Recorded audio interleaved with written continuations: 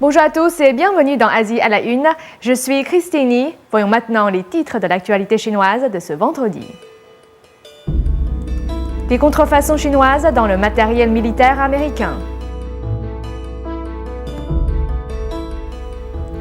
900 000 $ pour soutenir Ai Weiwei.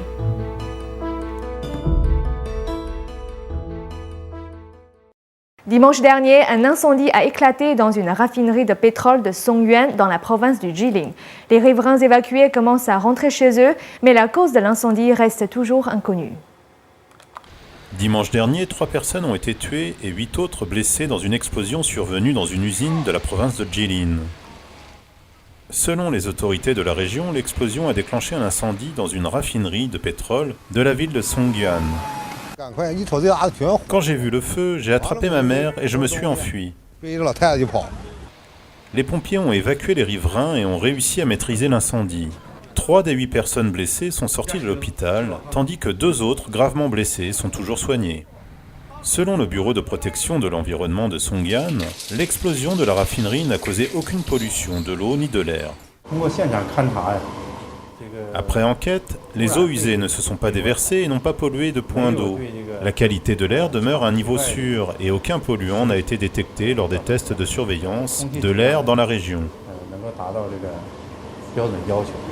Les habitants évacués ont commencé à rentrer chez eux lundi après-midi. Une enquête pour définir la cause de l'explosion est toujours en cours. Une enquête récente entreprise par le Comité des services armés du Sénat américain a révélé des contrefaçons chinoises dans l'équipement militaire américain. Mardi dernier, le comité a présenté ses découvertes et proposé des solutions pour régler ce problème. Mardi dernier, le Comité des services armés du Sénat américain a tenu une audience sur la découverte de contrefaçons de composants électroniques dans les armements militaires des Américains, principalement dans les avions et les hélicoptères. Le sénateur Carl Levy, président du comité, a déclaré que le comité avait demandé aux plus grands armateurs américains d'identifier les pièces contrefaites. Ces entreprises ont listé 1800 pièces contrefaites, représentant au total 1 million d'exemplaires. Sur ces 1800 pièces, nous en avons sélectionné 100 et nous avons remonté la chaîne. Dans la majeure partie des cas, pour 70% des pièces, cela mène en Chine. Pour les sénateurs, le régime chinois n'a pas coopéré. Les représentants du comité des services armés se sont vus refuser leur visa pour la Chine, où ils devaient poursuivre l'enquête. Lorsque Levin a contacté l'ambassade de Chine à Washington, il a reçu des menaces en retour. Peu de temps après avoir reçu ma lettre, un représentant de l'ambassade chinoise a expliqué à un membre du comité qu'un résultat négatif de notre enquête pourrait endommager les relations entre les États-Unis et la Chine. Le sénateur John McCain, un haut responsable du comité, a cité une enquête qui qualifie la vente de produits contrefaits de phénomène largement répandu en Chine.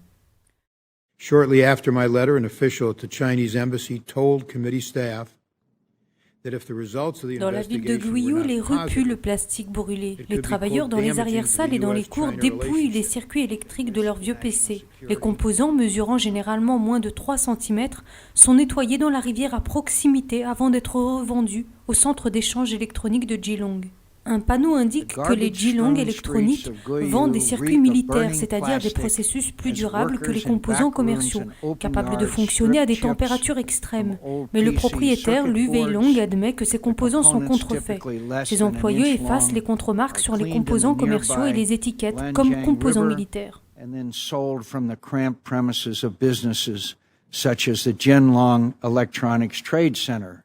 D'après le comité, les autorités chinoises devraient fermer ces lieux de contrefaçon et recommandent d'appliquer un protocole d'inspection pour tous les composants électroniques chinois importés aux États-Unis.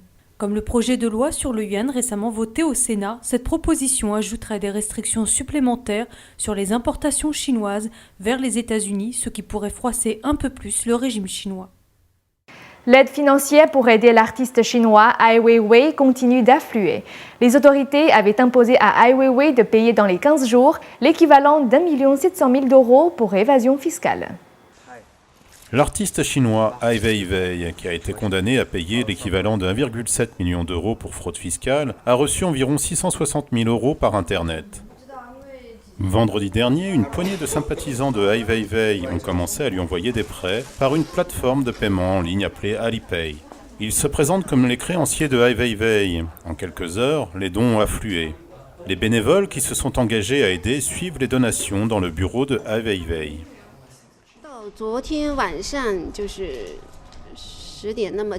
La nuit dernière, à 10h, donc en 3 jours et demi, depuis le 4 novembre, nous avons reçu plus de 5,6 millions de yuan, soit plus de 20 000 transactions.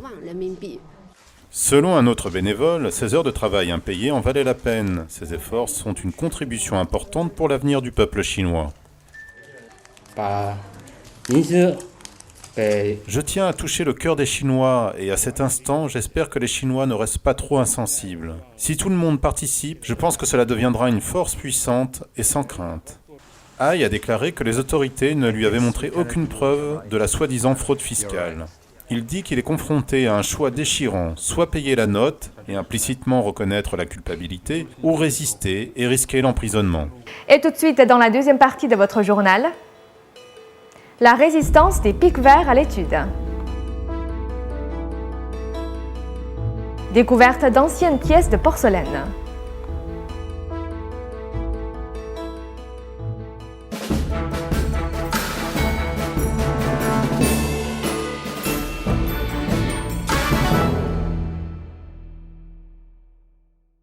Les efforts du régime chinois pour calmer le marché de l'immobilier semblent porter leurs fruits.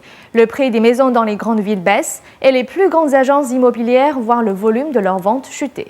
Les dirigeants mondiaux qui considèrent la Chine comme un moteur de croissance s'attendent à un atterrissage difficile. Le régime chinois restreint les prêts bancaires et a limité le nombre de maisons proposées à la vente. C'est une manière de calmer ce que beaucoup considèrent comme une bulle immobilière. Cependant, il est à craindre que les prix ne chutent trop vite, ce qui affecterait la croissance économique. Les données hebdomadaires publiées lundi dernier indiquent que les prix des maisons restent stables ou sont en baisse dans les grandes villes de Chine, ce qui montre à l'évidence que les promoteurs cassent les prix pour liquider leurs stocks. Selon les médias officiels chinois, l'agence immobilière Sainte-Aline a déclaré la semaine dernière qu'elle allait fermer 60 agences et licencier 1000 travailleurs, tandis que Century 21 a fermé 34 agences au cours des 2 premiers trimestres de cette année. Selon les médias officiels, le volume des ventes immobilières sur un site de vente a baissé de 17% entre septembre et octobre dernier. Dans le district de Jiading, à Shanghai, un mois seulement après l'achat d'un appartement, les prix ont parfois chuté de 36 000 à 44 000 euros. Dernièrement, sur l'ensemble du marché, les acheteurs attendent de voir quelle est la tendance. Selon les experts, les logements étaient devenus trop chers pour la plupart des gens. Les revenus de nombreuses personnes à Shenzhen sont d'environ 220 euros par mois. Même sans manger ni boire, cela prendrait une année de revenus pour acheter 1 mètre carré d'appartement. Il faudrait 100 ans pour acheter plusieurs pièces. L'individu moyen ne peut pas se permettre d'acheter un appartement, même après avoir travaillé toute sa vie. Dimanche dernier, Wen Jiabao a déclaré que les politiques sur le marché immobilier seraient maintenues, jusqu'à ce que les prix retrouvent un niveau raisonnable. Depuis près de 3 ans, le professeur Fan Yupo et son équipe se sont intéressés de près aux pics verts. Le but de cette étude est de sauver des vies en renforçant la sécurité et la protection. Imaginez vous cogner violemment la tête 12 000 fois par jour contre un arbre. Si vous y arrivez, vous aurez une certaine idée de ce que ça fait d'être un pic vert. Cet oiseau étonnant est capable de marteler les troncs d'arbres à la vitesse de 6 mètres par seconde. Un chercheur chinois a voulu savoir comment le pic vert pouvait faire cela sans se blesser. Fan Yubo, un professeur en ingénierie biomédicale et son équipe ont filmé au ralenti l'oiseau en pleine action. La structure de son bec est un facteur déterminant. Dans des conditions normales, la majeure partie de la pression est concentrée sur la partie inférieure de son bec durant l'impact. Si les 2 parties du bec étaient de la même longueur, ou si la partie supérieure du bec était plus longue que la partie inférieure, le cerveau et le système nerveux central subiraient une grande pression, ce qui provoquerait des traumatismes au cerveau. Une série de scanners ont également révélé que la langue du pic vert agit comme une sorte de ceinture de sécurité pour le cerveau en le maintenant à sa place. Et quel est le but de cette étude? Sauver des vies. Nous voulons appliquer la logique et les principes du pic vert dans la conception des appareils de protection comme les casques, les chaussures spéciales ou les ceintures de sécurité.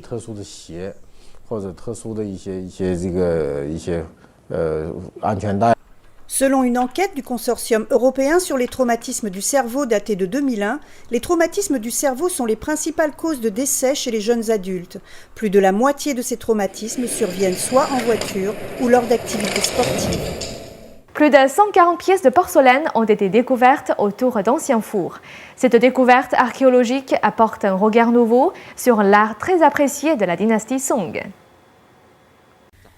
Ces derniers jours, les archéologues chinois ont découvert un trésor d'anciens fours à céramique dans la province du Henan, dans le centre de la Chine. Plus de 140 pièces de céramique ancienne et de fours ont été découvertes, 40 d'entre elles datant de la dynastie Song, il y a plus de 1000 ans.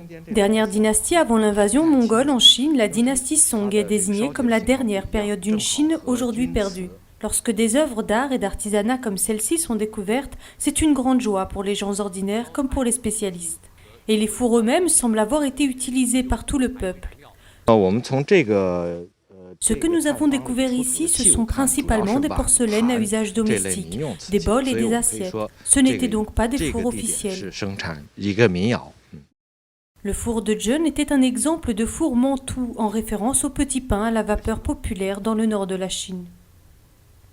Ainsi s'achève votre journal Asie à la Une. Merci de l'avoir suivi. Toute l'équipe d'Asie à la Une vous souhaite un très bon week-end. À lundi prochain.